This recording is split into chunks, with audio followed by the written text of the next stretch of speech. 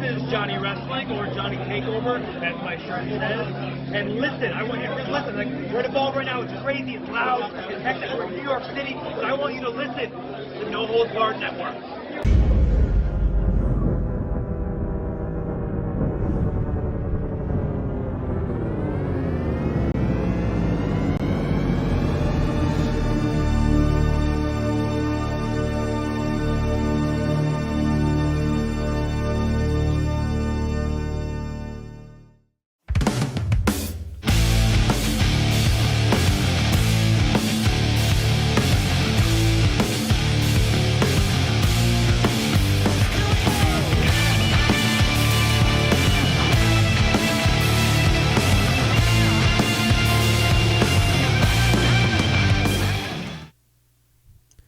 What's going on, guys? Welcome to the Welcome back to the Wrestle Forum Podcast.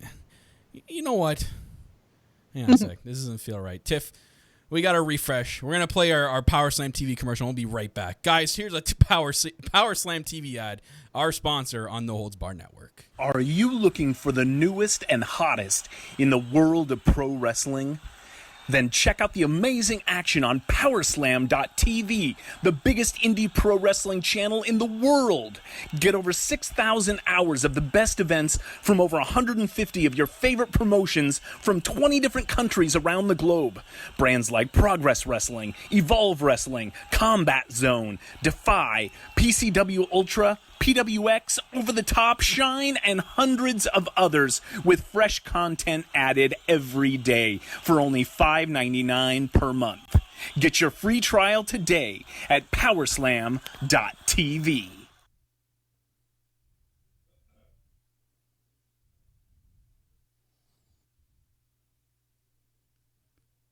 That's right, Tiff.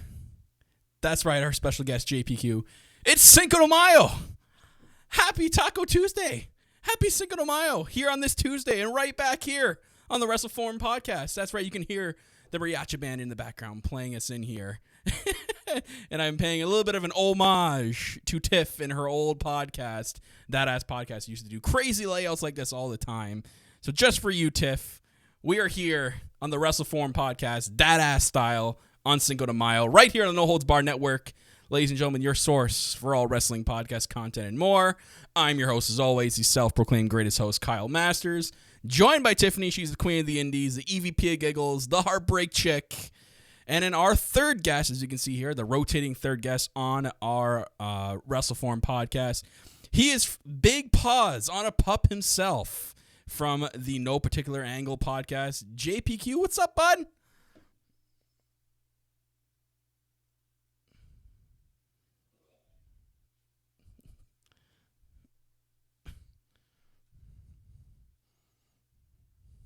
Damn right. Damn right. Talk some wrestling and some tacos.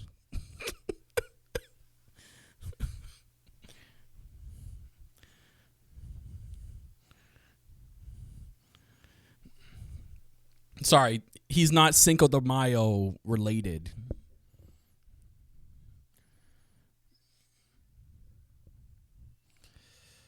Next time. I'm not going to sit here on Google while we're live here on the air and listen to people, have people listen to me type and look for a damn milk gif.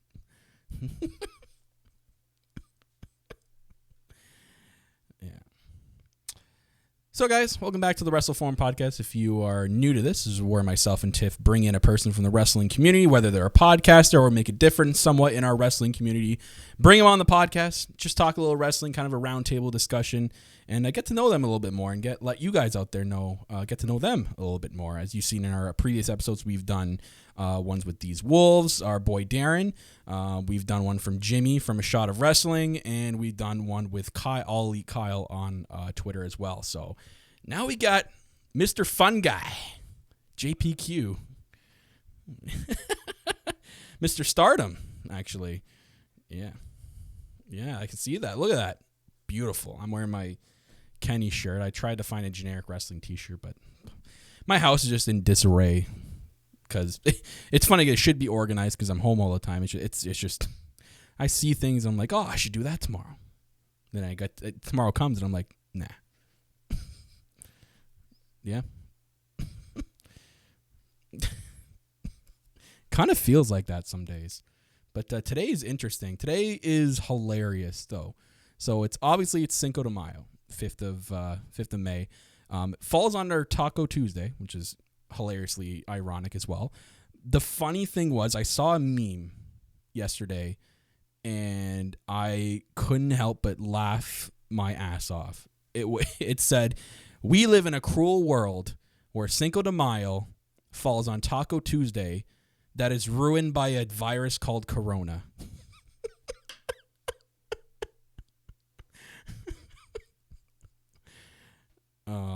It's just, I sat there. I'm like, oh my god, it's hilariously true.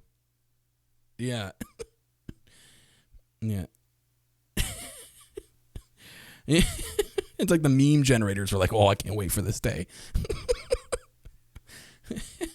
It's like when April 30th hits and it's gonna be May, memes just shoot out of everywhere. And actually, the one meme I've seen on this day in particular the last couple of years was the one where it's like, I've been waiting a whole year to post this, and it shows a jar of mayo in a sink. Cinco de Mayo, Tiff.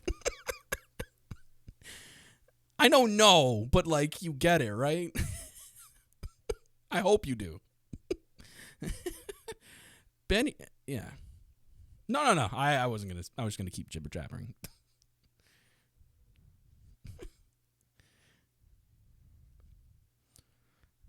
Oh.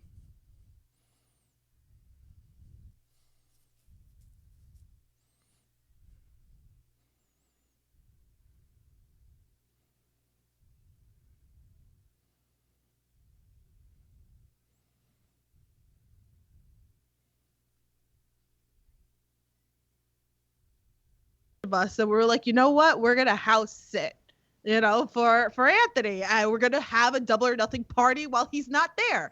Yep. So there was a lot of things, and JPQ is very good at his memes, and he created like what was I doing? I was dugging or something. You were teaching people how to Dougie. I was teaching people how to Dougie or whatever like that, but I am the woman of many nicknames.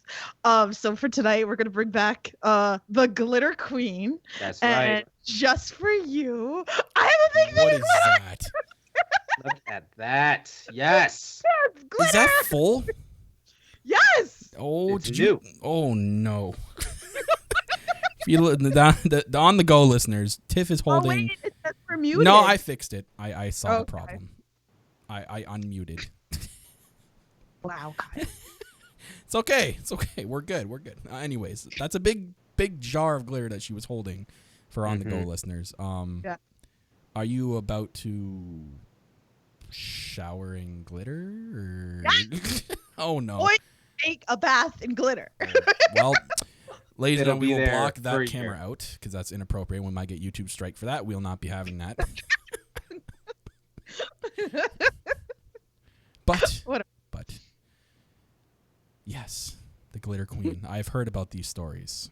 The glitter queen. So yeah, we crashed. So I know we were muted, but yeah, we crashed.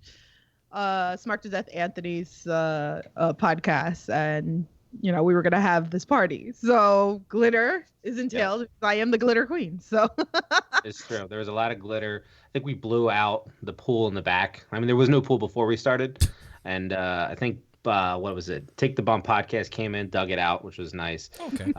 We had farm animals. There was a whole bunch of stuff going on at Anthony's house down in Waco. Ooh. And I think talking to Tiff before the stream starts, we're bringing that to Canada for Double or Nothing this time around. Oh, okay. Kyle. Yeah. I got glitter. You're in for a treat. Oh boy. She's got glitter. I got glitter. Coincidentally enough. When I tell you that metal is, the glitter is the least of your concerns with metal coming up and the things that he'll bring. Oh. So, is it bad that I have to mention that Double or Nothing also falls on my birthday? No, that's better. Oh, yes, even better. So we will there will be cake. There will be, what else will there be? What do you guys want us to bring to Kyle's house? Stripper. All right, sorry. Yeah. I might be coming down with a cold, not corona.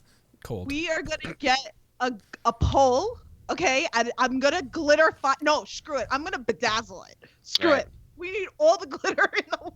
That's right. We'll get the finest Mounties. It'll be great. Oh, the finest Mounties. Now you're speaking my language. That's right. And they're gonna be dressed up in poutine. Okay. Yeah. I'm done. Okay. Just need some maple syrup and you call yourself a Canadian partier. Yes, there you go. That's the way to go. So anyways, about time we get on this podcast, eh? Let's talk about some wrestling. Let's Chicago. So, Mr. JPQ. Right.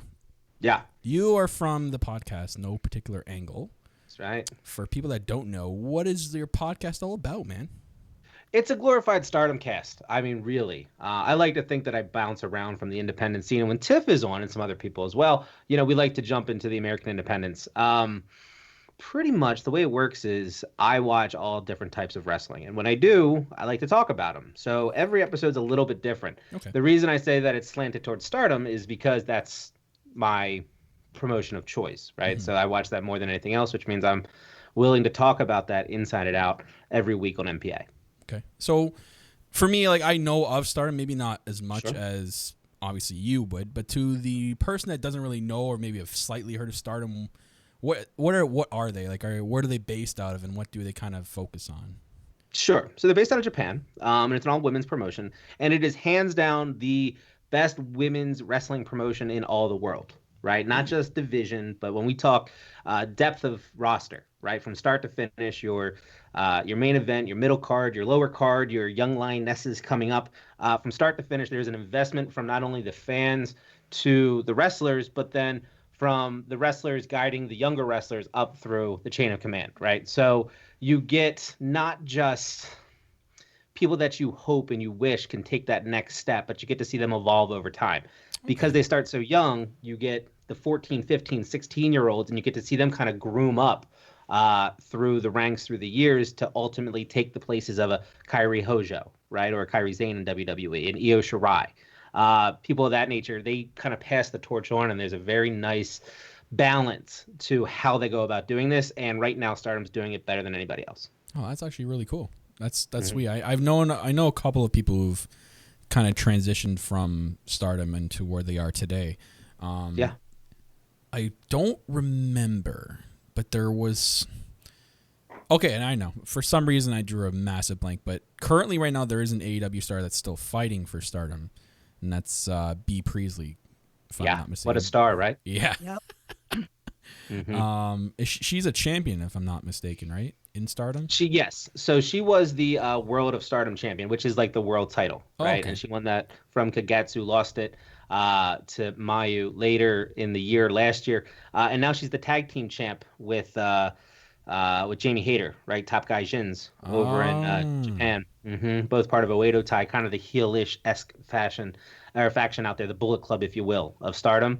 And they're out there running roughshod over everybody. B. Priestley, I will tell you, has grown on me. 18 months ago, as a 24-year-old coming in on tour in Japan, not a huge fan, a little wonky for me, right? A little taller than I expected, a little lanky, right? And kind of weird when you watched her. It wasn't too flexible, didn't have enough power, kind of fell somewhere in the middle. And working in Stardom every single day, committing to living in Japan, right? Living with Will, and focusing her craft on the Japanese style, this strong style. She found herself in a position to hold the title, carry the title for, I'll tell you, like 9 defenses, and each one of them was a very compelling. There was no sleeper matches, right? Loses the title, comes to AEW, and now she's able to kind of, flex a little bit with everything she's learned in Stardom, and it's starting to pay off stateside. That's a big W for not just B, but for Stardom in general. Yeah, she's I love her work that she's done so far in AEW as well. And Tiff actually showed me, or I didn't know that she was having a match with her own boyfriend Will Ospreay, but that match that they had together was insane. That was really awesome. Good. Yeah. I was just on JPQ's podcast, was it like a week ago, and he had me, because I've been dying to see, because I've been appreciative a little bit in AEW with Shida and Rio. or we like to call Rihu on All Elite Podcast. That's our thing, Rihu, and that should be a shirt. Maybe Kyle will work on that. Anywho, Rihu. Add to the list. Yeah, add it to the list of things that we're trying to do with the podcast. But yeah, absolutely. So that was really fun because it's so different. And I always tell people to keep an open mind with other types of wrestling. So I was tweeting at JPQ and I'm like, oh, this has to happen. I was like, we have to watch something together. And who's the best person for Stardom is JPQ. So definitely maybe I got Kyle I'm gonna be on a watch list of stuff to get him into the indie scene. So maybe JPQ can get him on and do a watch with him. So that was fun to do. I'll tell you that the styles there I think is good because we kind of tested two different waters right when we watched it. And if you're into that Japanese strong style, the stiffness, the punches, the kicks, the slaps, the boom, they have that. But if you're into the Riho style, right, because she came from Gato Move Pro, she's in Stardom now. She's the high speed champion, where it's a little bit more counter transition, mat chain wrestling, right? A lot of combos, matches under 4 or 5 minutes, but a lot of quick transitions and executions into the pinfalls. You have that as well, right? So and they find that blend in between. And so as you kind of move through it, not everybody can do the high speed type of style, like that fast quickness back and forth, those exchanges. However, they all commit to doing the strong style, right? The stiffness and the kicks and that. So as you're growing up through these, through the years, you see this change from high speed, like Mayu Iwatani. She's the face of Stardom right now. She was the one in Supercard last year. She went up against Kelly Klein. She had the Women of Honor Championship. She's now the red belt champion. She's the world title holder in Stardom. She was a high speed, right? And she did the high speed, and that was great. And then she, over time, kind of grew into this Wonder of title, which is their IC title, and then into their World of title, and then kind of been in that main event picture this entire time. And you get to see that evolution month after month, year after year, and you commit to these people. It's fantastic to watch. Yeah, if you get the opportunity, #watch Stardom. I don't know if she was in Stardom. You probably can help me with that. Sure. Or know where she came from. There's another one in AEW, Yuka Sakazaki. Yeah. So Yuka came from TJPW. Okay. The DDT promotion, Tokyo Joshi Pro, and she's still there. She's doing well. I mean, she's the magic girl, right? Everybody loves Yuka. She's something to behold for sure. Yeah, and it's I love how Kenny's got a strong influence in AEW right now to bring a lot of these girls over. So I'm so pumped for that because I'm all about that Japanese strong style. That's my favorite style of wrestling. Yes. So I'm excited for that. But that's awesome, man. It's really cool. It's definitely getting me hooked right now. You got me hooked wanting to watch more Stardom. So obviously I can sense the passion you have for it. So I definitely know that I probably would grow more of a passion for it too by watching it more. I've only seen clips sort of that float around Twitter and stuff. That's the only time I kind of see Stardom. Someone will post a 10-minute clip and there'll be a lot of match highlights from it. I'm like, oh damn, it's good shit. Not the quote Vince, but it's good. It is good shit. Yeah, definitely different. Very. Yeah, but as for podcasting in general, how'd you start? In no particular. What's the story of origin with that? Yeah, so pretty much is I don't shut up. Twitter characters are, so it's one of those things where people want to get their voice heard, people want to get out there, people want to be a personality. I was somebody that always kind of enjoyed being on Twitter. So what I did was okay, I'll start a podcast to kind of grow my Twitter, right? Because I thought it was funny because I got one-liners, got some of this kind of kitschy shit. And, so I was I'm really pop into this. Let me see what I can do. And it started out this kind of 2-segment podcast where I would do something on WWE and current storylines. And the whole idea was I'm going to keep it half full, right? So we're going to stay positive and that's important. But then at the same time, I'm going to try to speculate out. Right. And not just fantasy book and stuff, but I'm going to look at the business as a whole. And I'm going to look at the economics behind it. And I'm going to look at different title runs and decision making behind the scenes. And we're going to begin to progress, what these companies are doing in somewhere around 45 minutes, right? 2 segments, 20, 25 minutes a pop. And then we're going to look at that. And then really what happened is that then it became a job. And I don't like doing this. This is a hobby for me. You know what I mean? This is something that I'm passionate about. And so instead, what I decided was I'm just going to talk about things that I like. Right? I'm going to bring people on that I like. And together, we're going to kind of just bullshit about wrestling because at the end of the day, that's what it's all about. So NPA has evolved over time, over the last year and a half or so, to go from this, and I think it's still in the tagline, smarter speculation, clever conversation type of show, into more of fuck it, let's just put on the. Excuse me, sorry. Hey, no holds barred. You're good. Perfect, great, good. So it's like fuck it, no let's put on DQ. the headphones and go. You know, no DQ. That's right.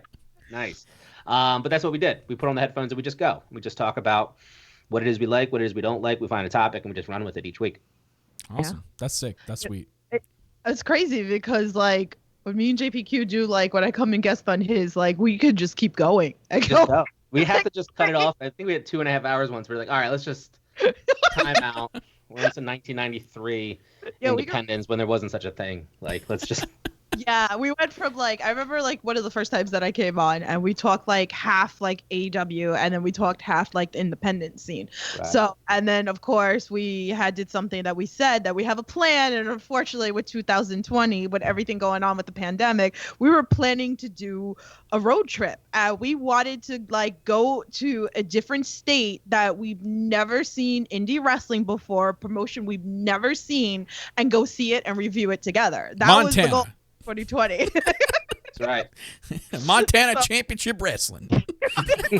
Hey, you know, like again, like there is so, you know, we were talking before we started podcasting and how there's so much wrestling out there and you just don't know, like you can't keep up. It's impossible to keep up with everything going on. I mean, I was on the Power Slam TV today and I found a promotion with Alex Zane in Ohio, and I was like, I never heard of this, and I started watching it and I was like, this is pretty cool. And you find other wrestlers again. So that's why I always tell people, open mind, you know, if you like one particular wrestler, you can follow them because a lot of them, they travel all over the place. They travel states, Europe. I mean, I had Casanova Valentine on the other day and he was talking about Australia. Like, it's just crazy.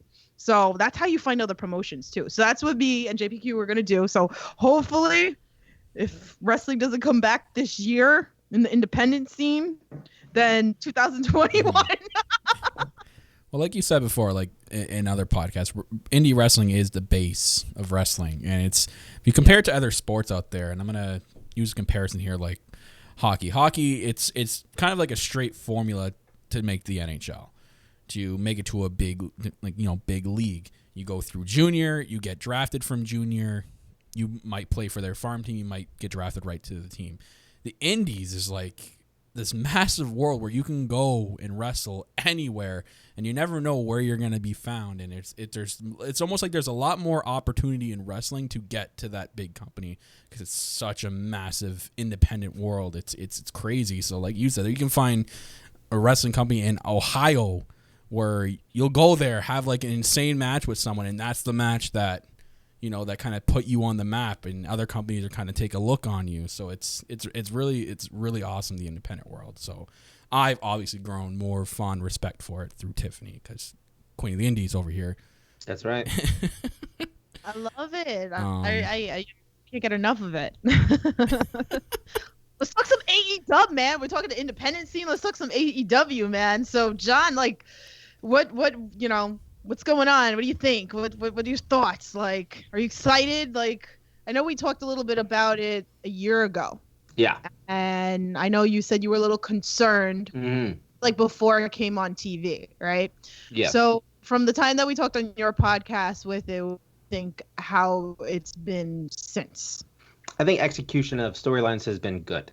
I want to start there because I think that they've had some pivots. They've had some, they just had some random things happen from the Pac situation before they were even on Dynamite until, something as simple as coronavirus and how you navigate those waters to be able to put on shows on weekly television, right? And they've rung the bell, right? They've answered the bell each and every one of these times. And whether you think it's like good or great or below average, the fact is that they're trying, right? And right now they need to try. They need to show consistency. They need to be able to come on and be entertaining. And whether it's right now Jericho on commentary or getting a secondary TNT title up and running, all in preparation for Double or Nothing that's coming down the pike, they're making a lot of good decisions. They're making better good decisions than they are bad decisions, right? And they're consistent, and I like that. From the storyline side, because that's always kind of where I've been concerned, is I was worried Dark Order right off the bat. I was worried with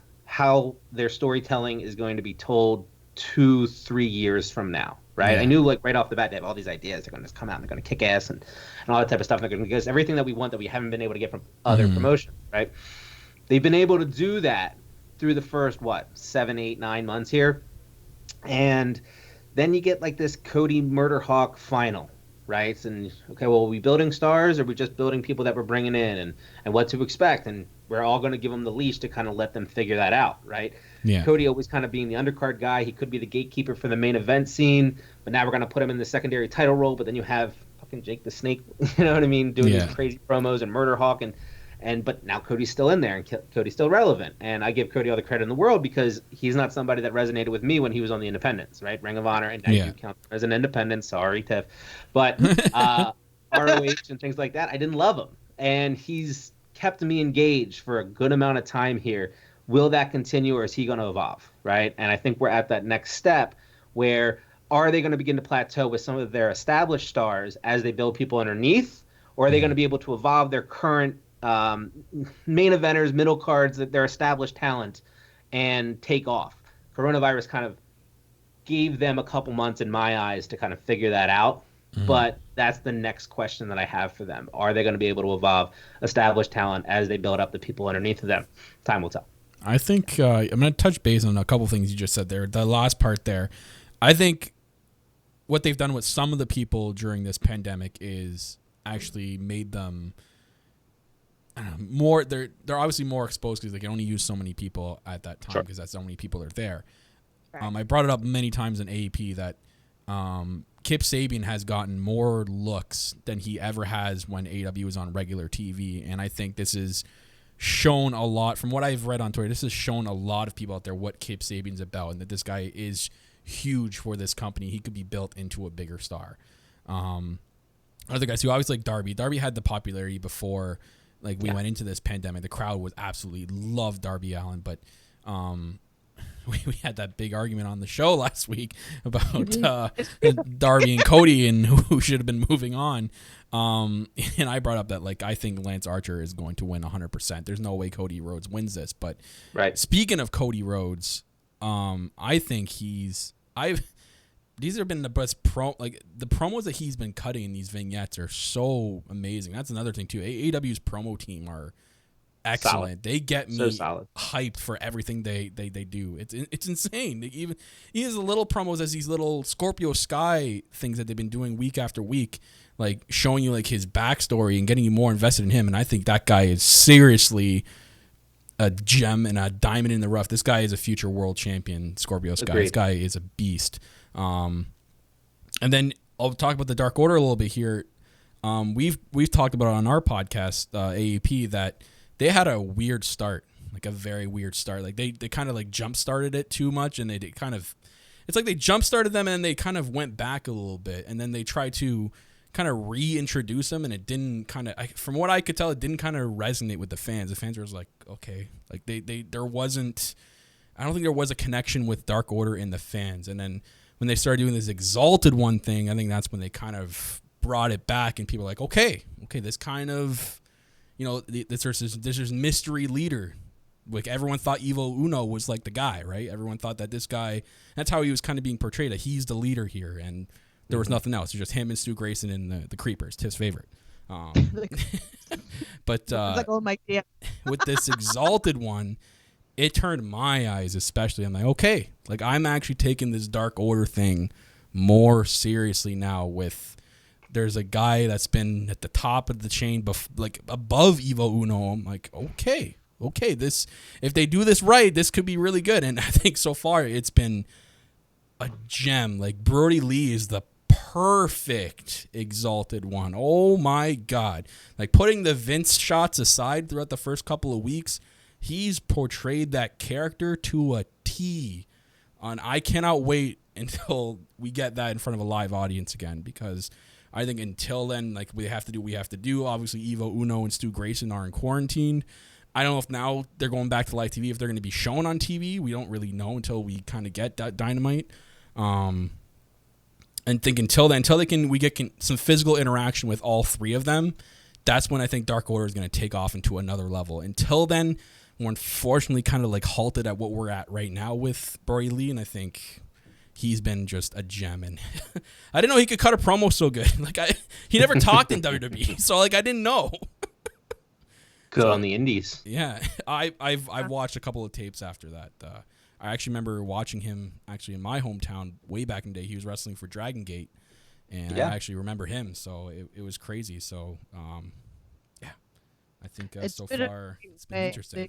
Yeah, it's been a great way that they've been building a lot of the characters. And it's funny because me and JPQ, I think we kind of agreed like a year ago that we were talking about the whole thing with Cody, right? Yeah. And I know you had said this. You had said Cody would be great in mid-card. I remember you saying that, and we had like a conversation. So believe it or not, Kyle, like this is why I had this argument with you last week on it's because of a conversation that me and JPQ had. Influencer JPQ. Yeah, like he is the exalted one of podcasting. I thought I was the exalted one, but no, really, like I mean, we had talked about it. That's why, like, I'm so hard-headed with it, because we were saying like we really didn't want him in the main picture. Right, like he would be great for the mid card, and with everything that's happened since then, that's why I kind of feel like, even though, and I've said, like, I don't want it to be happening, I'll be a little pissy if, like, he takes the belt. Not that I don't like Cody, because I like Cody, but I just feel like this is the time for people to shine. So, and I'm upset because I really felt this was Darby's spot. I mean, I don't know how you feel about it, JPQ, like, thoughts? I like that he didn't win. I like that Darby lost. I know I'm in the minority with that because he's such a fan favorite. Mm-hmm. Ultimately, it serves. I think this is Murder Hawk's title to run with right off the bat. They don't have a true heel like this guy, isolated by himself. He's not a faction-related guy. They're doing all these faction stuff, and he's just an isolated. He's got Jake, and that's all he needs, and he's going to go and he's going to run roughshod. Yeah, he punches ring crew around every time he comes out. Yeah, he does the old Minoru Suzuki and just comes out and he beats everybody around him. It's amazing. I love it. And so, like, put him in a position to beat Darby. It doesn't help Darby. It doesn't help him, right? You beat Cody. Okay, well, you lined it up. Right, it's too direct. Right, we got there too fast. It was too. There was too much foreshadowing. You don't have to watch the quarantine matches from the time that Murder Hawk came in until he wins the title to know that they streamline this right with these two. At the same time, I like this quick feuds with Cody. Keep him relevant now because it's the first year and you need Cody. Right, to your point, Kyle. His promos and Tiff, you as well. These promos that he does, both whether they be vignette related or in the ring, he's hitting, and he's hitting strong, and he's hitting consistent, and they're emotional and they're powerful, and they make you believe, and you leave those, and you're about to run through a brick fucking wall. You know what I mean? When Cody talks, it's impactful, and we don't get that anywhere else right now. And so for him to be able to do that, you got to put him on TV, right? And if you want your secondary title to mean anything, well, you need lineage. You need somebody there that has a position of power within the company that can put over this title by losing. Murder Hawk is only stronger by beating Cody. He's not as strong if he beats Darby. You're not going to waste Murder Hawk on a Darby win for the title. So you start putting these pieces together, and you look at who is in that bracket, and I think the quarantine had a lot to do with that, which is why they're ultimately streamlining it with Cody. So I have to put a grain of salt in there, because I think if they had other pieces and they had some freedom to play with their roster, maybe we don't see it be as direct as it's been.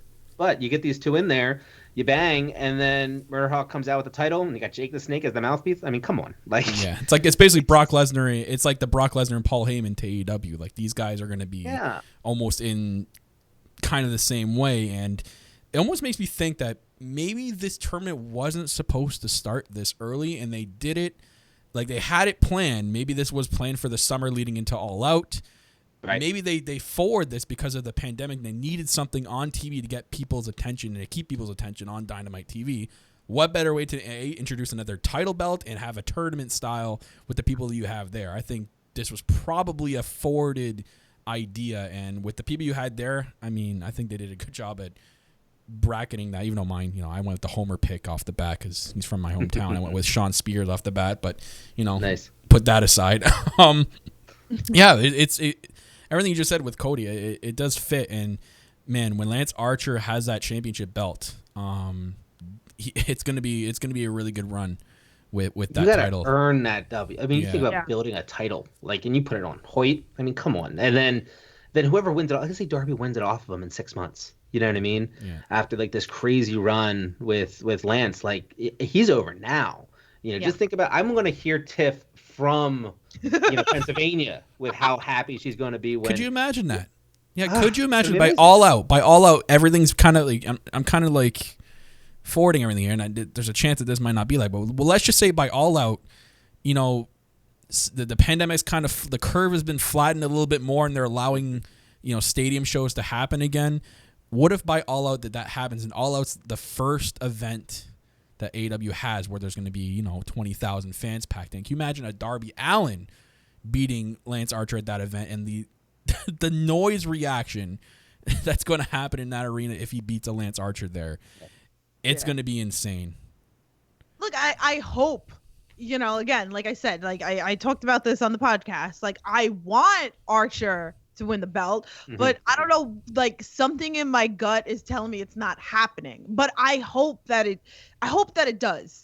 I really do. I really, really do. I don't know. Something just, you know how it is with like gut feelings and He's stuff gonna like win. that. And something's just telling me. There's no way that Cody wins. It's I will again. I brought it up on the podcast, JPQ. I think the only way that Cody wins is if it's a really outlandish thought, but I think people would, if there's like a limited crowd at Double or Nothing, like they're kind of not really saying there's going to be, but like like the state of Florida said 25% for events. Right. If there's a limited crowd at Double or Nothing at Daly's place, I think that Cody winning the belt's going to generate a negative reaction. For some reason, that's my gut feeling, is that people are going to generate negativity because, okay, that's kind of like, we want Lance Archer to kind of have the belt, the smart fans that are going to want. I know it's the more reaction is going to be online than in person, but always. I think I brought this up because our boy Ali Kyle kind of brought it up too, saying like he thinks that Cody going to get the name Cody Rhodes is he'll be a babyface as Cody, the American Nightmare Cody, but when he transitions to a heel, he'll be Cody Rhodes. Yeah, he doesn't own the trademark, right? So he can't. So I don't think he'll go Cody Rhodes because WWE owns the Rhodes name with regards to his character. Did you see that it's expired? That can't happen. I saw that it expired, but I think there's like a 90-day grace period there, and I think they have a chance to buy it back. And the legal team at WWE is very good. I would be very surprised if they let that lapse to the point where, like, but maybe. I mean, hopefully I'm wrong, right? Hopefully I can eat my hat. Happy to. I like the fact that Tiff is erring on the side of Cody, and I'll tell you why. Cody Rhodes is the. Oh, look, I just did it. Cody is the. Yeah, they're coming after me. He is the guy that, he's your perennial winner, right? He's the All-American, right? In this case, he's the Nightmare, but still, he is the guy that he's clean shaven, clean cut. He's the guy that's going to come in, and he's a winner by nature, right? You're not a Rhodes, you're not Dusty, you're not Dustin, you're not Cody if you're not winning championships in some form or fashion, and you're chasing a little bit to get there. And they've kind of set this up, and granted, it's been expedited and it's fast form, and it's a very quick tournament. But really, I mean, you think about it, this is like perfect, like old school Dusty type of booking where he's the guy that needs to beat the powerhouse, right? And it's setting it up so well in storyline to say, here we go again, here's another Cody. And so far in AEW, every time I've said that, it's been the kind of the trajectory that they've gone. You know what I mean? Like, we knew he wasn't going to win against Jericho and things like that, but like, you kind of know he's always going to kind of get that W, and he's going to figure out a way to win, and he's going to be impactful while he does it. But I sit there at the same time and I say, like, I wouldn't be surprised if Hoyt wins. I wouldn't be surprised if Hoyt loses and he was the first TNT bearer of this championship. Right. I wouldn't be surprised.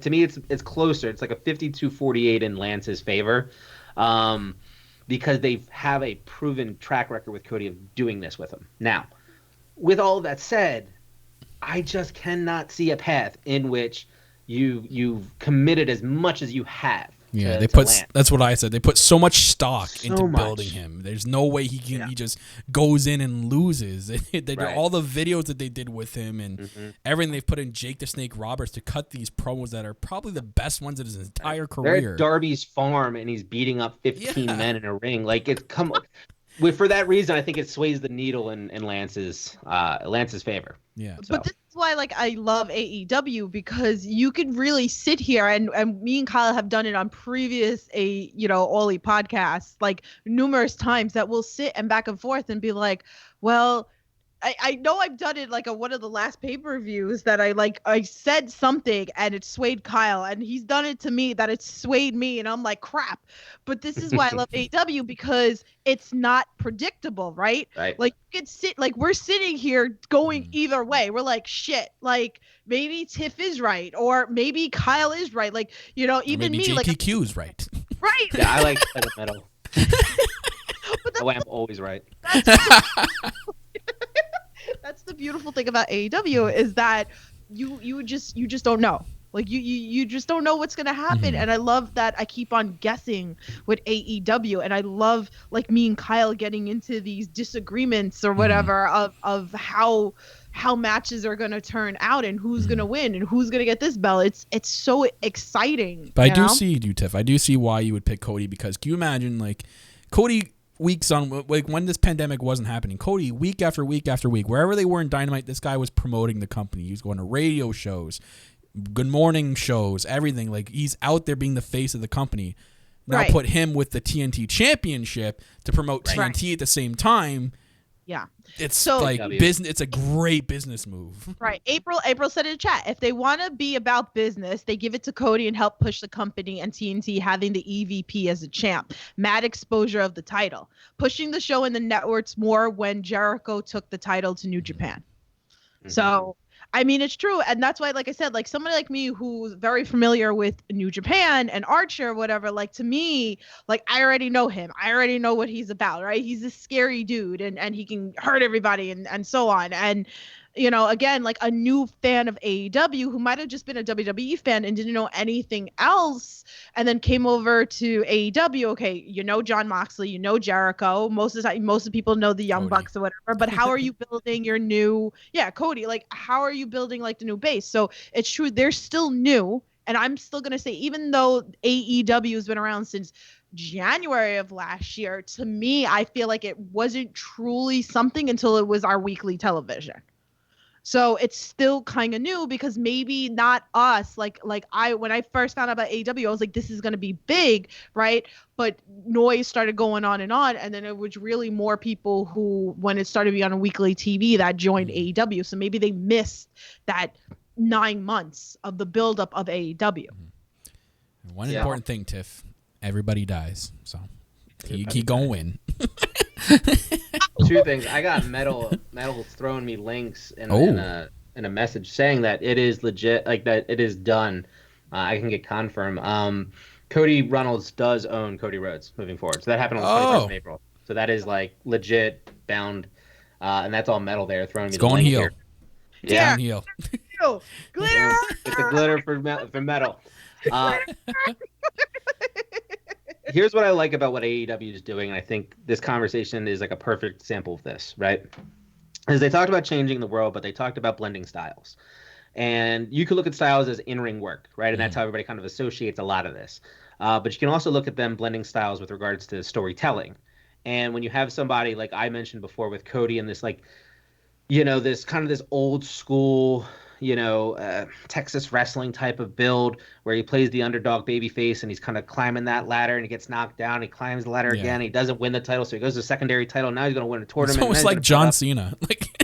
Yeah, at the beginning run with before the U.S. title championship, right? That kind of same thing, or it's the old WCW, WCCW days, right? Yeah. It's how they used to build. WCCW. You're going back. World championship, man.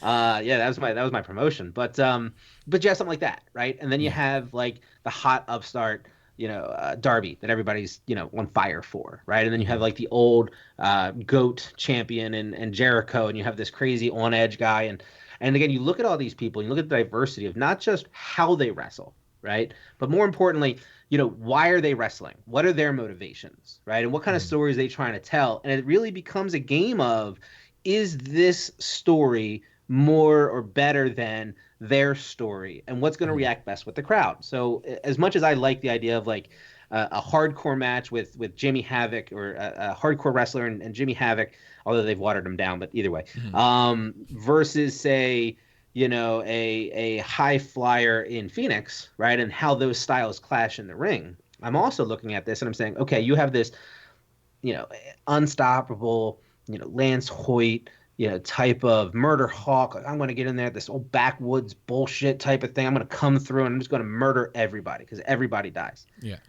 And then I got this babyface story being told, very classic, very proven in the wrestling industry, and Cody. And when they finally meet up, what direction do they go? You know what I mean? Because where I don't think live people will boo Cody, I think people of old-fashioned or clinical wrestling, right, storytelling, are going to cheer while other people are going to boo.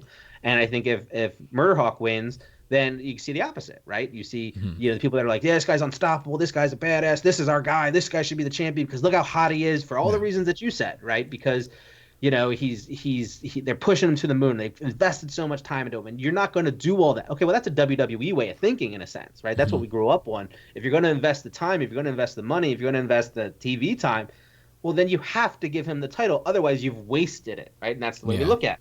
Right. But then you have this other style that you can look at, and you can say, well, here's this story, and it may not be what you want, but it may be best for the long term because of the business behind the scenes with regards to championing, putting TNT over as the next wrestling company coming up, and blah blah blah blah blah, or wrestling TV station coming up, blah blah blah, everything else. So, and you can find that in different storylines across with the Young Bucks and with Inner Circle and all these types of things, and it's just, there's so much you can break down with AEW and their diversity that people don't give enough time to the clash of storytelling elements that they're utilizing as they would in-ring styles, right? In the comparisons of the two.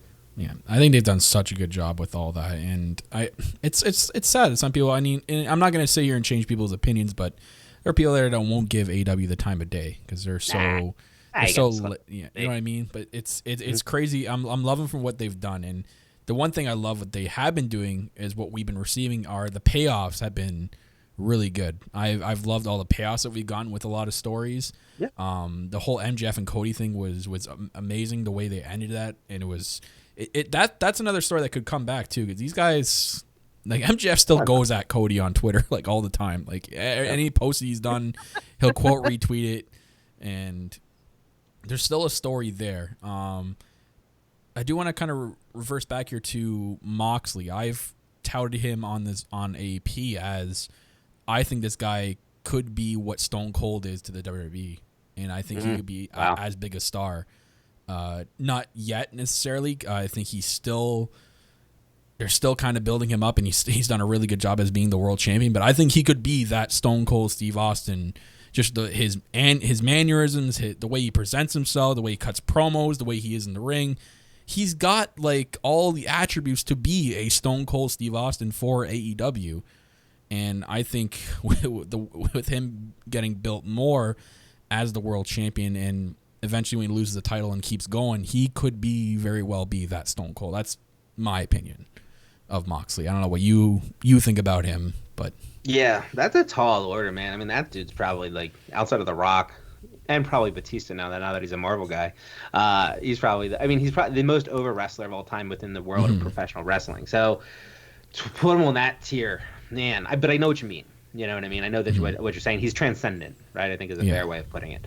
He's got the potential to be. And I was always a Dean Ambrose guy before. And I was a John Moxley guy back when he was in CZW. I mean, shout out to the old CZW days. I mean, that's in my backyard.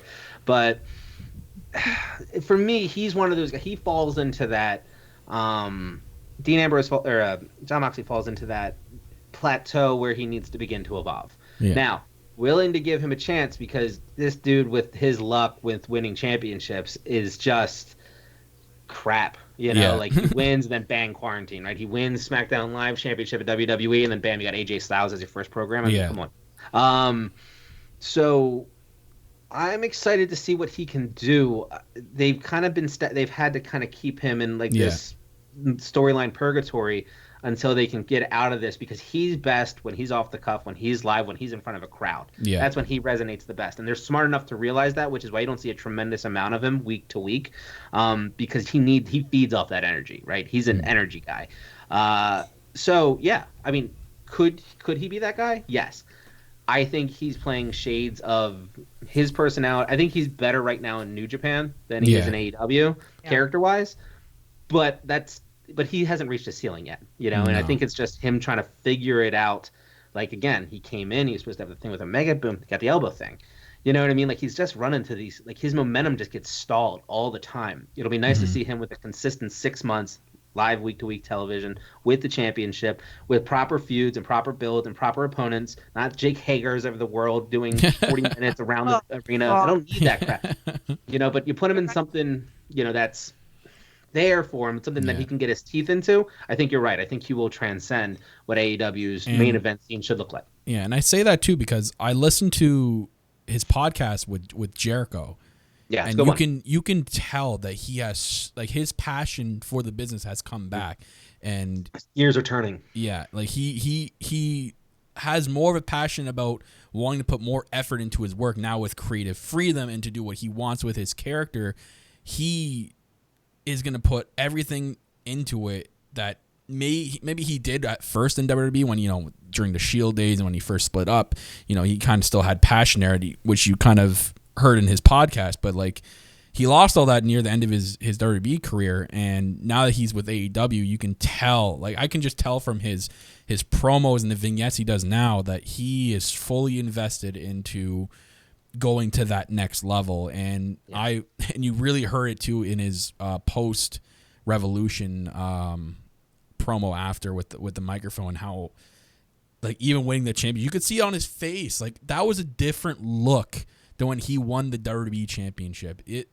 He said it the best. I think it was on Jericho's podcast, or he said it after, that winning that championship belt means more than anything he's ever done in his entire wrestling career. And I think it was also like him just being able to be let loose. Yeah. You know? I mean, the beginning of the promo after Revolution, God damn it, I love this shit. No, that is the best. I love the passion he has. It's amazing.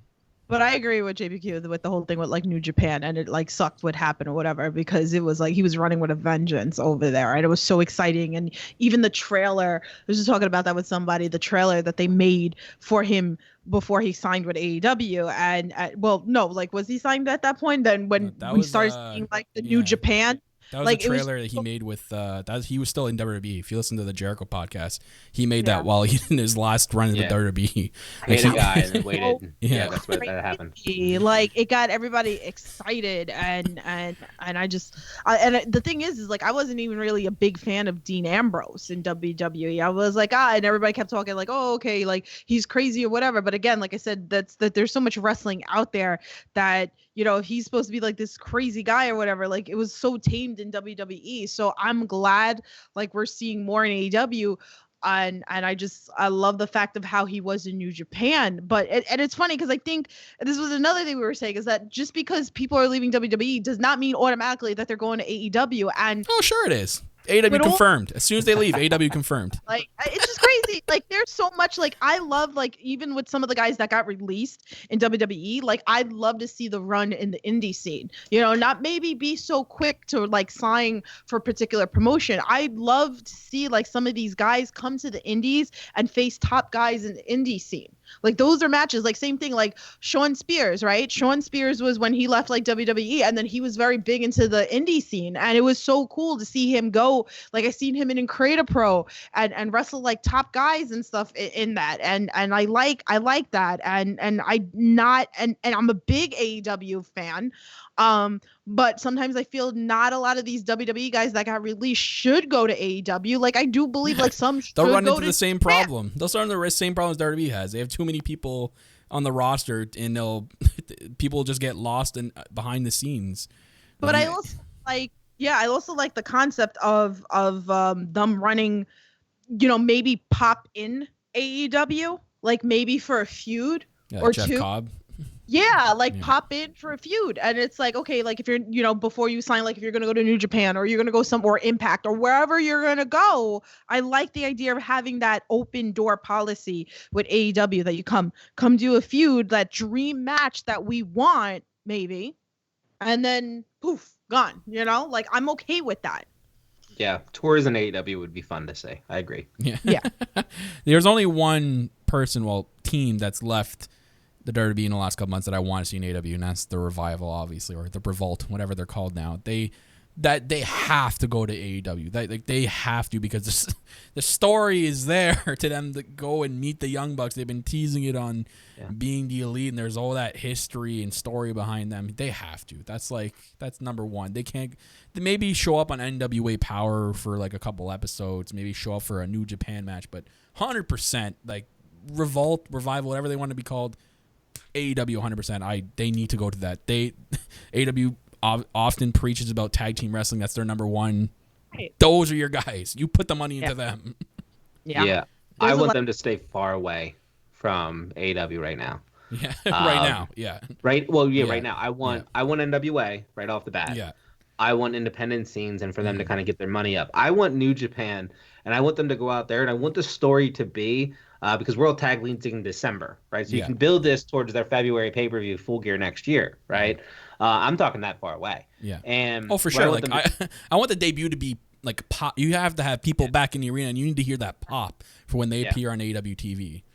Agreed. And I think the way you do it is you put them in New Japan, and you pretty much create the narrative through New Japan that they are what American wrestling or tag team wrestling should be, and that this is what's successful in Japan. It's not the Young Bucks. Forget about the Young Bucks. The Young Bucks, when they were here, they flipped, they did this, they were fun, they were spot junkies, right? Yeah. They all did the same thing, and people would be wowed by it. And technically it was good, but this is why you come to New Japan, or this is what America represents. American tag teams represent with regards to going in there and doing strong style. And this is the representation that we're going to put forth. And by the time we're done in New Japan, we're going to be looked at as the best American tag team to ever go across seas and do this. And then they're going to show up at AEW with that type of clout. Yeah. And then that's when the feud starts. Yeah. And hopefully that's the partnership with New Japan. And that's how that starts. I would love for it to be through the tag team division. You know what I mean? Instead of like Kenny and this. And we've been there. Fuck all that. Like, let's go through the tag team division because they don't have a tag team division right now. Right. But it's good even too, like, to learn different styles, right? Like even when I do Under the Ropes and I talk to wrestlers and I always ask them like, where you see, they do talk about like leaving the States, right? Like a lot of them like here in the States, like they talk about like even like Alex Zane, when we did the interview with him, he was in Japan.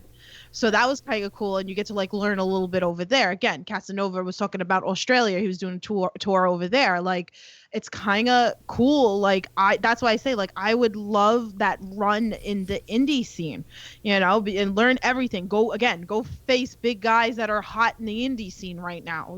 Go learn everything. Right? A lot of wrestlers say that I always say, what's some advice? And that's one of the things that a lot of the wrestlers say is learn everything, travel. So that's why I'm not so quick for people to jump into AEW unless, it's like, again, pop in feud. Yeah. Well, the Rival's a little different. They did come from the indie scene. They need to go straight to New Japan or straight to NWA Power right away.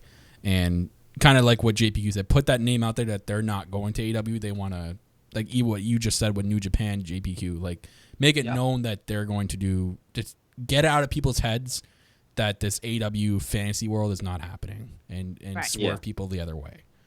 Yeah, I think it's both. I think you got to stay on TV, you got to stay relevant in some form or fashion. So whether that's NJPW, whether that's NWA on YouTube or Fight, good with either, right? And then to Tiff's point, you got to work the schedule, right? You got to go up and down the East Coast, you got to go West Coast, you got to because the fans want to see you. You know what I mean? Like if you were a fan of the Revival or you're just a fan of WWE, you don't want to lose those fans because you're not there anymore, right? You want to go remind these people why they invested in you to begin with. And you can do that at $15 bingo hall shows. Come to Shikara, do something fun. You know what I mean? Family-friendly environment. Come in and do a Sunday morning 11 a.m. shift on Arcade on IWTV. Have some fun with it. But you need to be on NWA. You need to be. So there's the middle ground, right? Because you're both right in that sense. And I like that for both of them. But because I have you two here, and I never get both of you, I started out kind of as championing women's wrestling, right? I'm certainly not the champion moving forward, but it is something where I've had a vested interest in what AEW has been doing with regards to it, right? And I have a commitment to the interest of women's wrestling evolving over time. Where are they making mistakes? Don't sell me on that the division's good. It's a work in progress. We all know that. Oh yeah. They're working with what they have, so it's not a bad thing by any stretch. What can they do in the immediacy to bring intrigue to AEW, and then longer term, what are you looking for out of them to get a commitment to show that they're going to change the world on the women's wrestling side? Well, they need to start putting the damn women on TV, okay? Like, there's, and I talked about this a little bit, that I hate that a lot of the women kind of went into valet mode, right? And we're kind of losing roster, and there are names that were signed to AEW that we're not even seeing, and I'm not understanding. And again, like I talk about, even like Britt Baker. Here is Britt Baker, who was becoming a dentist. Yes, she's a dentist. Like back then, and she wasn't used to being on weekly television, right? And the only way you're going to get better is if you start putting those people on it. And I get it, like, okay, you got Dark, but your main thing is Dynamite. Not everybody is watching Dark. A lot of people are watching Dynamite. So you need more TV time, and you can't completely focus on all the guys. You need to put a couple more maybe 2 matches during Dynamite of the women. So I think that will be more intrigue. We need more time. We need more of them to come on television. That's my biggest goal that I would love to see. Like Penelope Ford, I love Penelope Ford, and I know JPQ, like we've talked about. I know Queen of NE loves her as well, and we've seen her in the independent scene, and we've seen what she can do. And I get it, she's with Kip, but she should be more on TV. So that's something that they need to work on, definitely. I feel we need storyline in the women's division. I think we need more stories, because when we get women's matches, we get women's matches without really a story. The only story that we've seen in the last couple of months has been the whole thing behind, and it's been during the quarantine era, I guess you can call it, is Shida and Britt Baker. There's still that kind of like little bitterness between the two. It's not really a story, but it's something. I'd love to see more investment into them, like they do with other stories on TV. Like put more focus into that by doing promos and more kind of vignettes. Like they're kind of starting to do stuff with Britt Baker now more than they have been before. Like I love these promo and vignettes they've been doing with her. Those have been fantastic, especially last week with the whole office thing, and like cool. I was dying, and I was loving every minute of it. And it's building up as such a better heel than they were at first. Like it's more of a believable heel character behind her now with what they're doing. I just wish in TV like there was audience to get all this. But even going before the quarantine era, there wasn't really storylines like too much, or whatever there was a storyline, there wasn't much investment into it. There wasn't. You can tell that it was just kind of something that was there to fill in a gap on TV. I'd love for them to, like Tiff said, I'd love for them to have more matches on TV. I think at this point, you could kind of know what you have with the women you have, and you know who's going to have a good match with who, and to go out there and, not just be a time filler. Like when a women's match comes out, typical, like WWE in the past, people be like, okay, this is where I'm taking my bathroom break. I'm going to leave, and, it's a women's match. It's not going to be too exciting. You can't go in that direction. You need to have a women's match come on TV, and people be like, oh shit, okay, like Shida's taking on so-and-so, and this is going to be a really good match. I got to sit down and be invested if there's a story behind it. Story, I think, for me is the number one thing. They need more storylines for the women and more investment into them, as if they do like they do between Lance and Cody, or there's this Hangman thing they've done on Being the Elite and on TV. They need to put that sort of investment into their women's division. I think that. And Tiff brought it up too. There's a couple of women that haven't really appeared on TV, whether it's like prior commitments or contracts. Don't really know what's going too much behind the scenes. Like Sadie Gibbs is one of them. I don't know what's up with that. Like she was signed to the company. We've seen her twice since AEW started on TV. I don't know what's going on with that. She was touted as like this phenomenal super athlete for the women's division. I'm like, okay, like we have this, like there's something here, but like nothing. Like we got Riho and Nyla and like the same 4 women every damn week, and it's like, okay, like there's more women here. Why aren't we not That's making what it is. stories and doing something with them. Like they need to put more story. We need stories in it. Basically, bottom line, more stories. I want damn intergender matches. Okay, like I know it's not everybody's cup of tea. I get it. I understand it. I love intergender matches. There are some great This is another. There's another match I have to have Kyle watch. John Silver versus Chris Statlander on New Year's Eve. It's one of my favorite matches at Beyond Wrestling. Oh my God. It's this, oh my God. It was so good. And that wasn't the first time that they went at it. Again, I have an appreciation for all different wrestling. And again, I know not everything fits for AEW. And I know Tony Khan's not, wasn't big on it. I do believe maybe eventually in the next couple of years, maybe we will get it. I really hope so. It would be really amazing because a lot of the women can really go with these guys. So I really do. I really have high hope for it for in AEW that eventually we'll get it. Yeah. So. I like that. And shout out to Statlander versus Dickinson at Escape from LA last summer. That was phenomenal. Two things for me. So one, and they both kind of lean to the strengths of what AEW does everywhere else except their women's division, right? Number one, immediacy. I want them to play to their strengths, and I want a best of 7. I want Cheetah versus Statlander, and I want a best of 7. I don't want it for a title or a contendership or anything like that. I don't even want it to be a respect feud, right? I just want it to be known that these two, for the next 10 weeks, 7 of those 10 weeks, we're going to see we're going to see these 7 matches, right? Because it's going to build a little bit of interest when you're trying to bring everybody else along. You can let these two go out there and do what AEW says that they're going to do, which is put and highlight different styles of wrestling, right? And you get that with Sheeta, who's a fucking legend, right? Yeah. And Statlander, who's just she's only been in it for just under 2 years or just over 2 years now, but still, like, she's imposing and she's got this physicality and character work to her that you can really let Sheeta play off of because Sheeta loves to play off those types of things. So you have those two. So in the immediacy, I want to see a best of 7 with those two because I think it's a very easy way of keeping interest in the division without having to do a lot of legwork for it, right? That's number one. Right. Number two, lean into the fact that the women's wrestling in general is still in its infancy, right? We know that the reason that AEW cannot produce a strong division is because everybody's been bought out, right? And that's legitimately the reason. The reason that we don't see Penelope Ford and the reason that we don't see Big Swole and a lot of these other people is because they're just not far enough along to be on television yet, right? Think about Jordan Grace and how great she is. And she had a hard time in Impact fighting the hard cam. You know what I mean? Like, there's a way to wrestle on television that they're just not ready for. And as you bring them along, here's what you do. Whether it be BTE or you open another show on a YouTube channel, you do with Women's Dojo, right? And we now invest through these people through personality and character as they train to become more than what they are. Right. And now we got investment, and then we see them on Dark, and we see them graduating to Dynamite. Right. And our investments aren't now into expecting to see them, but now we've dedicated a channel, a show, whatever resources to putting and putting light and spotlight on who these wrestlers are, and not necessarily like the big swoles of the world and that, but like maybe you go out and you find like a Del Miexo, right? And you find a Solo Darling, right? And you bring them in and you put them as part of this class of 4 or 5.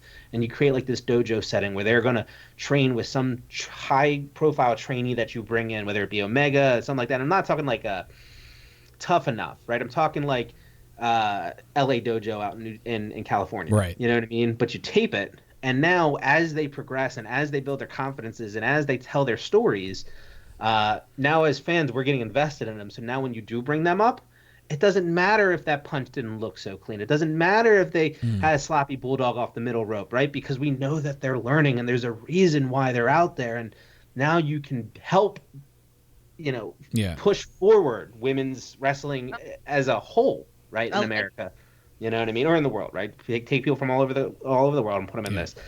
If you do that, again, that's changing the world. You know what I mean? That's doing something different than what's being done. Sitting stagnant right now. Yes, they need more storylines. Yes, they need more, people to bring in and all this type of stuff. But they don't have anybody because everybody's signed. You know what I mean? And that's not their fault. It's just when they got into it, everybody was signed. You know what I mean? And so unless they get the Bushiroad New Japan thing, and they can bring Stardom talent over. Right. Bad gig. Invest some resources, a YouTube channel, BTE, whatever, into, some of these, independent stars that are a little green, and have us care enough to see them get better. You know what I mean? I like doing it. I think they need another big star. They need some another. They do need a big, well-known name out there to come in and kind of help build that division as well. Because right now, they have good stars. They have obviously Baker, Rose. These guys are just at the same. I feel like everyone's kind of almost at the same level. There's no one in the division that's kind of above everybody else. Everyone's kind of the same. There's with the men's division, you know who your top talent are. You know who your mid talent are. The women, it's almost like a straight line. Everyone's just riding that line. No one's taking. You're either here or you're here. Yeah. So they need someone. They need someone, and I've brought it up many times before. I don't know if it ever happened or if it ever will happen. Obviously, she's had an up and down career, and I'm not sure what her case is with Impact. But I think a girl like a Tessa Blanchard to come in here and transcend that division would probably be the person to do it. Her contract's up in, somebody will fact check me, July, I want to say. I think she signed back through July of next year. It's a possibility. That's a tough one. The only thing that kind of sits behind that there is maybe a 10% chance is Tully. If Tully's got any pull whatsoever right now to get her daughter in there, it's probably going to be through him. I don't see anybody else. It'd be the pull of it because they had her come in all in, so it wouldn't be. I don't think pull as in to get her daughter to come over. Yeah, I think. I mean, the one thing I will say, I'm glad she didn't come to AEW. Mm-hmm. Reason being is look what happened in Impact with regards to how they committed to her. Obviously everything that went down, while all that was going on, it kind of lost a little of its, punch on it. But, really, I mean, they're the first Impact, and they don't get enough credit for this. I mean, they're one of the first to sit there and commit not just, two women's champions at the same time in the women's division and the men's division, but then now you have women crossing over and competing for the Impact Championship against another woman. And we don't celebrate that enough. The fact that Taya versus Tessa for the the world championship. And so good on her for saying I can do that. I can play that role. And AEW will be there. You know what I mean? She realizes how successful they're going to be. She's not stupid. Go put in 2 years somewhere else, go win this accolade. Now you've just improved your worth. Now you come over, you get paid bigger. So yeah. I mean, they need somebody else to come in and transcend it a little bit. But it's a lot of AEW talk this show today. I was gonna bring up like WWE a little bit. I know this is Wrestle Forum. We got to talk about all aspects of wrestling here. We've done indies, we've done AEW. I have kind of a question for you. I imagine you still kind of pay attention a little bit to WWE. A little bit, and I'm not sure if you watch it or not. I want to know what your take is. What do you think the problem is with WWE? What's the problem that's causing constant wars on the wrestling community? And basically today, seeing that Raw got a 1.6 in the ratings, which is probably the worst it's ever gotten in its entire history. Yeah. What do you think the problem is? I think it's twofold. I think number one, wrestling's not as popular as we pretend that it is. Yeah. It's just not, right? Casual fans without live television, without the crowd, they're not gonna punch in because it is an intoxicating environment when you're watching Raw or SmackDown, and it's filled to the brims with people, and I think people lose investment when it's just, promos and wrestling, which is things that we like. I think more people that are casual to WWE turn it off because it's not a live sporting event anymore. Now it's it's a wrestling product, and it's the same reason they don't watch NWA right on YouTube, right? Because they don't really like the product, they like the entertainment, right? That's number one. Number two, why are there so many wars? It's because fans are preconditioned to what wrestling is or should be, right? I use should be loosely, right? And let's say there's 100 of us, and we all grew up watching WWE, right? And they're trying to the best of their abilities to appease all 100 of us, right? And then over the years, as you mature or as your tastes change or, as your interests wane, on what's happening, certain percentages of these 100 people begin to fall off, and they begin to fall out into subsects, right? We either go to New Japan, or we go to the independent scene, right? Or we find ourselves WCW back in the day, right? We find ourselves an alternative in some form or fashion. And so, but the majority of these people are still there. And that, if it's 70% and 30 at that point, or 70 and 30, well, that 70 is where the 30 are loud, right? We're really, really loud people. That 70 still knows that they have the market, right? And that, we're right, you're wrong. And it's that mindset of, I don't like this type of wrestling because it's not what I'm accustomed to seeing, right? I don't like Marco Stunt winning matches against guys that are over 6'3", 275. Right. And the reason I don't is because it's not believable to me, because my entire life I've been watching a product that has been the land of the giants, right? And that has taught me how to respond to wrestling and different wrestling storylines. That's okay. Right? There's nothing wrong with that, because that's preference at that point, right? So I'm not going to sit here and say that's right or wrong, right? That is what it is. Right? No one get that construed. We're not. Certainly. Everyone's entitled to their opinions. We're not shitting on people like the RB. No. Yeah, no, but it's certainly not. But what we're some saying people like to take that, things out of context. Yeah, of course, right? Take that one line. Yeah. Paint it all over. But they have this way in which they look at the wrestling product and they say, this company is number one because look how successful they are, and look how much money they're making, look how long they've been on, and look how they've taken out everybody, and they're the only people in town, and they monopolized a genre of entertainment. Yeah. And then there's people on the outskirts saying, well, what about us? Right? Because we don't like this, but we still like wrestling. Yeah. Right? And that's how AEW formed. Right? And AEW has been able to not just get the fan interest, but then succeed at executing in what we want and satiate us as fans, to the point where somebody came in and backed it, right? And created a little competition. And when I say little, I mean little, right? Like they're not the same. AEW versus WWE, they're two completely different platforms with regards to, what your expectations should be, what's success and what's not a success, right? And it's fun to play the NXT versus AEW thing because they're a little closer together. But, I mean, that's apples and oranges, both of those promotions together. It's just fun because they're on the same night and they both pull ratings. So let's look at them as comparing the two. But so then we have this little 30% range, right? And now we're getting loud and we're getting confident and we're getting brazen. And we're saying, like, our type of wrestling is finally starting to make it, right? And people are looking at that and saying, fuck y'all. You know what I mean? You're not making it. You guys are just this little piss-ass company. You might not be here in 2 years. And we're sitting there saying, oh, no, you know what I mean? And then people can't talk, right? And then they just start going back and forth, and then you get defensive like a sports team. Yeah. And it's I'm better, or you're better, or they're better, or we're better. Yeah. And next thing you know, Twitter, right? Yeah. Worst thing that ever happened to all of us. Yeah, super. And so when that happens, you feel like you get this defensive posturing, and you feel like you need clapbacks and winbacks and all this type of stuff. And you find yourself not enjoying what you love so much and sharing with other people.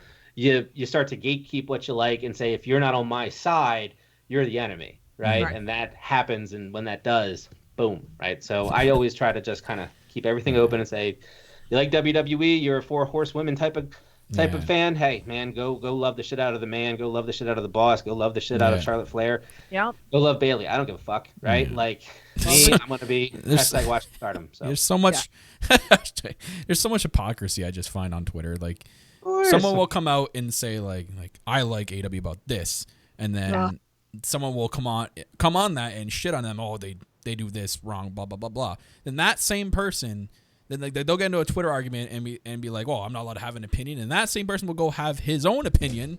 God, that's how it starts. And that's a snowball of. But you know what though, and here's the thing. Here's how I look at it. It's no different than when I talk to somebody who's a Cowboys fan. Like I'm not about to have a intelligent conversation with someone who likes the Dallas Cowboys. You know what I mean? As a Philadelphia Eagles fan, like you're not. Oh, okay. It's not because they're dumb. Division. It's because it's because there's sports rivalries there, right? And it's saying like he can tell me all, or he or she can tell me all the ins and outs of why they think that this is the year for the Dallas Cowboys. And at the end of that, I'm just going to sit there like I listen to white noise and say, fuck the Cowboys, you know, like because there is a bias on my side, right?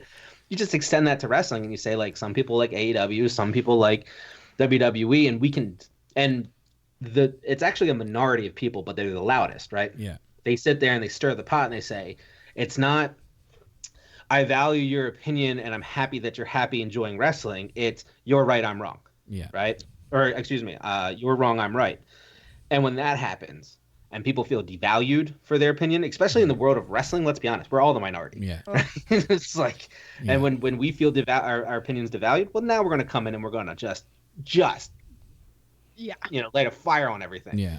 And that happens 15 to 16,000 times a day on Twitter, and you just stay out of the fire. You just don't get involved. Don't hit send. Try to stay positive as much as I can. That's why I always say keep an open mind. There's some days where I'm like, I want to reply back to this person. It's just, gotta move. It's just not worth it. X on Twitter. There's so many great people on Twitter. I know, it so sucks. many positive, beautiful people that like both, like some, like none. Yeah. That you can sit there and you can express how you feel and how you like, and you can feel respected and you can give the respect back. But those aren't the people that the algorithm set up for us to react to, right? Yeah. It's that 2% of people that are literally there to stir the pot, and we allow them to get to us. You ignore those people, they go away. You know what I mean? At that point, I go to the address bar and I type in Amazon.com. Like, okay, got to put my attention somewhere else. You're not wrong. I'm stress buying. Yeah. Oh man. I can't read this anymore. I've read enough arguments. I've just gotta go to Amazon, buy something, get my mind off it. Yep, that's it. That's all you can do. Or go churn out one of the amazing apps that's out there. It's crazy. So it's a shame too, because I love that company, man. Like, that company was my bread and butter. Like, look at my background. Like, I have the freaking Intercontinental title back there. I have stuff you can't see back there. Like, I have the red Solo cups that I had in the crowd for Street Profits entrance. I have Gargano sign up there from the takeovers I went to. Like, I absolutely loved that company for years, and then obviously it's like you said, like my taste changed. I saw what was available out there. My taste for wrestling changed. I stopped watching. There wasn't like any animosity. I just didn't like what they were showing on TV. I saw what else was out there. I decided to go there. And it's like, but if you put that on Twitter, you get like, it's like, no, how dare you? I know. Like, you know what? Like what you like. That's what it is. Yeah. I have a shrine just like you, and I have things on it and autograph things. I have Seth Rollins on there. I have pops of Brie Bella, AJ Styles. I have things like that. I have Marty Scurll, and I have my AEW, and I have my indie stuff on there too. So whatever. At one point, that was a point in my life that I liked. So again, I broadened my horizons. There's so many different things out there. If there's something you don't like, there's something else you're going to find that you will like. And that's really what it is. I stay positive, and you know what? I'm not going to argue with people, I have an opinion myself or whatever like that. So that's why a lot of times, like, people will tag me and things. I don't interact with it because I'm just not going to get into an argument, It's just a bundle of joy, Tiff. That's all you are. They're looking for the reaction. It's winter time! By the way, Intercontinental title, that one right there, the white strap, that is my favorite belt of all time out of any wrestling company out there. I still think that's the most beautiful looking title belt ever. The white strap, everything about that title belt, I love. Yeah, it was my favorite title growing up, for sure. Look-wise, I agree with you. Aesthetically, it's still probably my favorite. I just hate what they did with it. You know what I mean? Oh, the new one, don't even... the new one's sure, but I mean just how they use it. Yeah. Title. It's a worker's title. Yeah. You have no workers who have it. Yeah. Refuse to put them on TV. It doesn't make any sense. But yeah. So I'm writing it down. Anyway. I'm always up to something. Anywho, Rehu. But damn, we've been going on for. See, I told you every time I podcast with JPQ, it goes on. Like, we can go on forever. Yeah, but we're definitely having you back on again, JP. Yeah, man, for sure. So I want to thank you very much for coming on the show today for Wrestle Forum for our episode number 4. Definitely gonna have you back on. Learn some things today. I will admit, I did learn some things today. Definitely out of Stardom for sure. You've kind of grown my interest for them, so good job on that. Props to you. Yeah, man. But yeah, for sure we're going to have you back on because we can definitely look, as you can see here, the time. We can talk about wrestling all day, so for sure we're having you back on as a guest. So other than that, Tiff, before we go anywhere, I just want to let you guys all know, if you guys have been here since the beginning of the show or you're tuning in to this point, from the beginning of the show you heard that Power Slam TV. Yep, myself and Tiff are now officially sponsored by Power Slam TV on the No Holds Barred Network. We are very excited about this partnership with them. It is a great wrestling network to get you guys learning more about the indies. You hear Tiff all the time mention about the indies. Guys, get yourself knowledge. Get yourself learned up about the indies. Watch some indie wrestling. Support some indie wrestling, especially by going to powerslam.tv.